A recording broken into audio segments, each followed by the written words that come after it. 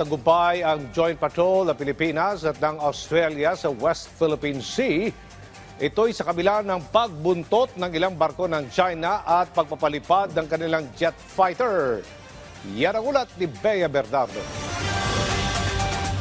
Habang nagsasagawa ng Joint Air Patrol ang Pilipinas at Australia bilang parte ng Maritime Cooperative Activities sa West Philippine Sea, namataan nila ang dalawang fighter jets ng China. Inikutan ng mga ito ang ating Super Tucano. Tumagal ng 15 minuto ang pagsunod ng mga eroplano ng China sa ating mga eroplano.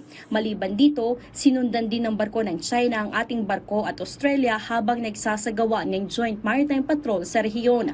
Ayon kay Armed Forces of the Philippines Chief of Staff, General Romeo Browner Jr., ang mga ganitong taktika ng China ay hindi na bago pero hindi nagpapatinag ang Pilipinas sa mga aksyon ng China. We don't know the message that they're trying to send us, no? But for us, it is very, very clear that what we are doing are legitimate operations because we have all the right to patrol our territorial seas and our exclusive economic zone. And that is exactly what we are doing, but this time we are doing it with our allies and our partners. Sa kabila nito, tinawag na matagumpay ng AFP ang joint patrols kasama ang Australia. Sinabi naman ng Australia na importante ang maritime cooperation sa pananatili ng kapayapaan sa rehiyon. Kaya naman, maituturing nilang mahalagang kaalyansa ang Pilipinas. Our militaries are routinely working side by side to enhance respective capabilities, build our interoperability, and most importantly, to deepen the existing close personal ties between our people. Halos kakatapos lang din ang joint patrols ng bansa kasama ang Estados Unidos.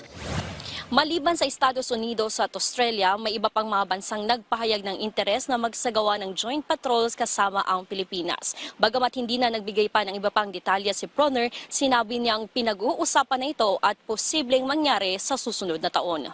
Pinagkibit-balikat naman ni Defense Secretary Gilberto Teodoro Jr. ang reaksyon ng China sa joint patrols ng Pilipinas kasama ang mga kaalyadong bansa.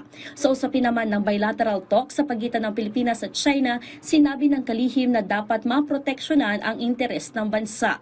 There are going to be bilateral discussions. It must be based on fundamental principles and it must be based on sincerity that it shall not be used merely as a weapon in order to constrain the Philippines. Suportado rin ni Teodoro ang pakikipag-ugnayan ng Pilipinas sa Vietnam at Malaysia para bumuo ng Code of Conduct. Ang dalawang naturang bansa ay ilan sa mga claimant state sa South China Sea. Bea Bernardo para sa Bayan.